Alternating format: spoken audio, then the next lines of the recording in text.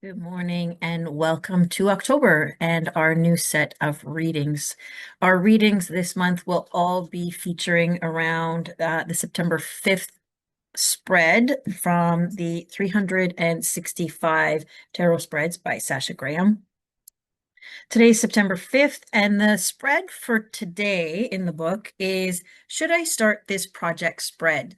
And I thought it was interesting because they basically based this spread on projects that we want to start, and that once we start, they can start to seem really, really daunting. And the fact that they actually said, so on this day, Sarah Winchester, owner of the famed Winchester House and heiress to the Winchester gun fortune, died on this day in 1922. And if you're familiar, it's the house, so the Winchester House is actually what I believe was the inspiration for Stephen King's Rose Red. And so I thought that was kind of an interesting spread to have, because we all have to-do lists that are never ending. And even if we finish a project, the to-do list itself is never ending. So the summation of the spread is, are you debating the beginning of a major project? Projects can look appealing at the onset, then diminish in fun and usefulness. This spread examines whether or not to embark upon a new project. And so we're going to be looking at whether or not whatever project it is that we're looking to start.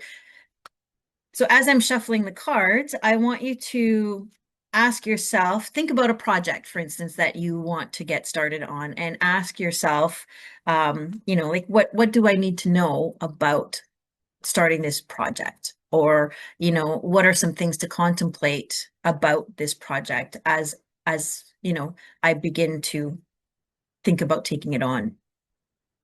So I'm going to shuffle that into the cards. What do we need to know about starting a new project at this time? So shuffle the cards up nicely, waking them up.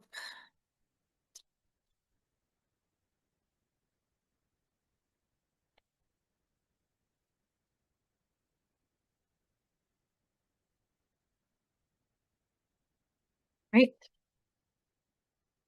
Put it in three, pick our cards.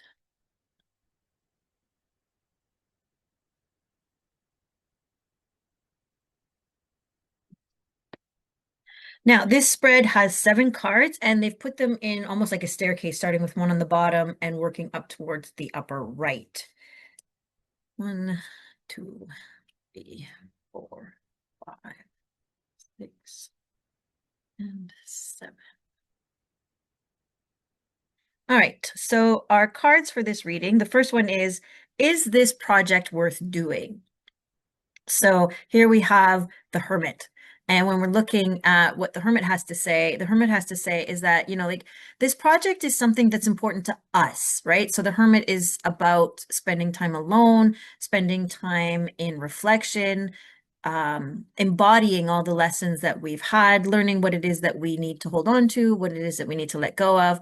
It is very much a solitary journey, so that you can find the core essence of your flame, which is what he uses then to illuminate and guide other people towards him. And so when you're looking at the question, is this project worth doing? The answer is this project is worth doing for yourself, right? Like, if you're doing this project because you want to impress other people, or because other people are doing similar projects and you want to, fit into the group and you want to follow through, then this project is something that you need to turn away from. If you're doing the project because it's something that you can do for yourself, then by all means, start the project. And a good way to differentiate between what you're doing is ask yourself, if I do this project and I complete this project and no one ever finds out about it, am I still good with that? And if the answer is yes, then it means you're doing it for yourself. But if anywhere in there you're going, but I want to talk about, I want to share, I want other people, right? The moment you bring other people in, it is not a project to start at this time, because right now you're looking at personal projects, meaningful projects to you. Our next card is, will the results yield a lasting benefit? So if you're doing something that's just for yourself, I would automatically say that most projects that you do for yourself, without strings, without looking for anything else, will yield a very good benefit. So will the results yield lasting benefits? And now we have the moon card. And we've got two major cards that we've had back to back, right? We've got like the solitary hermit who says, you know, you have to do this for yourself. It's important that you do this for yourself. But now we have the moon card. And the moon card is interesting because I think it fits in with the theme of the hermit of doing things for yourself, because the moon, again, is a very emotional, it's a very intuitive, it's a very missing pieces as well, right? If you've ever gone for a walk at night, even in the full moon, it's still dark, right? Like it's still, there's things that aren't clear. And most of the time it's the things that are on the side, right? Like I find when I go for a walk on the full moon, the road itself is illuminated, but the trees and the sides of the roads and the houses and the yards, they're very much kept in shadows. And so there's things that I don't understand. There's things that I can't pick out. And the moon is very much about that. So I think what the moon is telling us is that, you know, the lasting benefits are hard to identify at this time because it's going to be changeable, right? Like the moon is very changeable. Our emotions are very changeable. If you're doing this for yourself and you feel that this is the right time, then the lasting benefits aren't anything that can be predicted at this moment. They're things that you have to feel into. They're things that you're going to, you know, you're going to go down the road and all of a sudden you're going to go, oh my goodness, this makes so much sense because I completed that project. I now understand this, or I now can connect with this. The other thing with the moon, again, I think it connects to the hermit card. If you're doing things because of other people and you're ignoring the fact that it needs to be about yourself, then the moon can also create illusions, right? Like it can create an idea of progress. It can create an idea that you're getting somewhere, but really it's just hiding the fact that, you know, maybe you're lying to yourself. Maybe you're, you know, a bit delusional about what's going on. And so it's very, very important that it be focused on you and maybe even not so much the lasting benefits, because whatever you're doing, if it's doing it for you right now, you know, there will be benefits down the road. The next one is, does the process or result justify the time spent? And again, this is a question that really you can answer as you're looking to set it up and go through. But we have the Queen of Coins. And the Queen of Coins is all about nurturing, right? So if you're taking the time, if you're putting the effort in, if you're caring for yourself and for the project, then, you know, the time that you put into it will definitely benefit, because anything that we put our heart and our soul into, anything that we put our hands and our body into nurturing and caring for and tending for especially if we're doing it for ourselves, you know, without really worrying about what the outcomes are going to be, then it is worthwhile. There is something here that we need to grow. There is something here that is personal to us. Again, because we have the Queen, she deals with like the inner world, the inner sanctum. And the Queen of Coins is very much about the inner sanctum of our homes, of our lives, of our, you know, the spaces that we build for us. And so what you want to be looking at is, you know, as long as what you're doing is benefiting yourself, if it has a level of self-care, if it has a level of self-love, of self-value, of self-worth, anything like that that you're nurturing and growing, then these are the things that you're going to want to do. And, you know, really the things that we grow that have a lot of meaning to us are things that take time. And so obviously the time that we put into this project, if we put it in from the right perspective and with the right energy and the right intention, then it's going to benefit us in the long run. The next one is, does the process or result justify the money spent? Now, this, I think, is an interesting question because it all depends on if what you're looking to do is going to cost you a lot of money. It might have resources, it might have time, it might have different things that you have to put into it. And here we have the Hangman. So this is the third major card that we've had in regards to this project. And what the Hangman is saying is that, you know, you might have to sacrifice something in the immediate that is going to pay out for you in the long run. Because a couple of things with the Hangman is all about trying to find a way to make the most out of what, you know, the situation is. The Hangman also puts himself in this position, right? Like he ties himself up, he flips himself upside down to get a different perspective.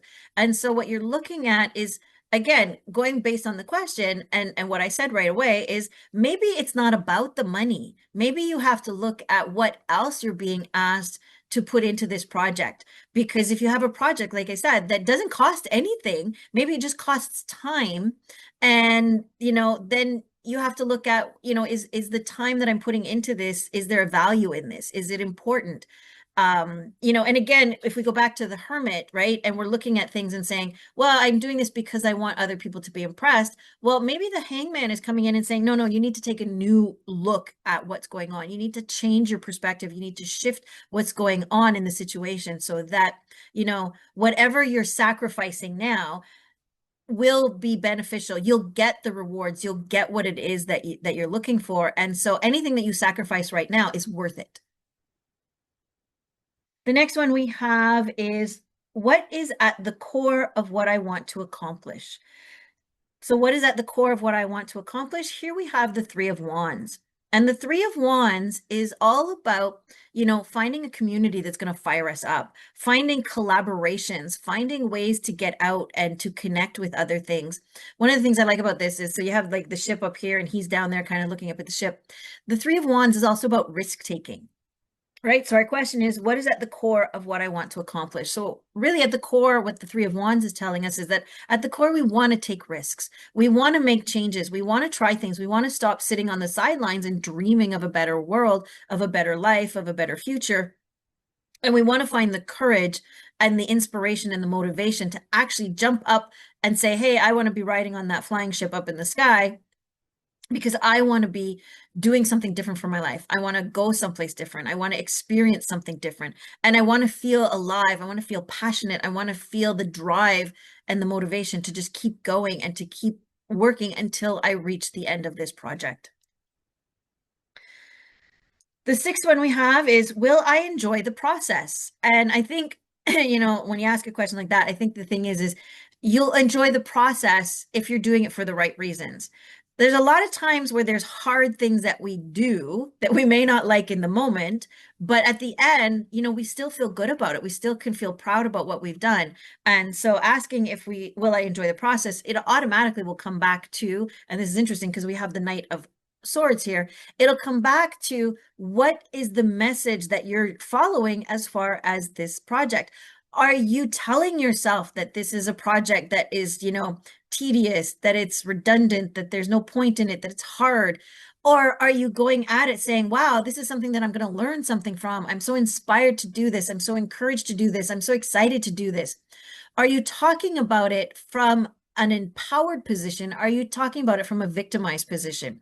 Is this a project that you really want to do? Again, going back to the Hermit, is this a project that you really want to do, that it was your idea, that, you're looking at it? And regardless of what other people might be saying, if you've shared it with other people, that you're still holding true and you're taking deliberate actions, you're making plans, right? Because we're looking at the Knight of Swords. And so it's all about the logical side of things. It's all about the clarity, the precision, the laser focus kind of what you're doing. And the Knight of Swords takes action in a very deliberate way. And so we're asking ourselves, like, do we have a plan? Do we really know what we're doing here? Are we ready to take action? And is this something that is going to be really important to us to move us forward?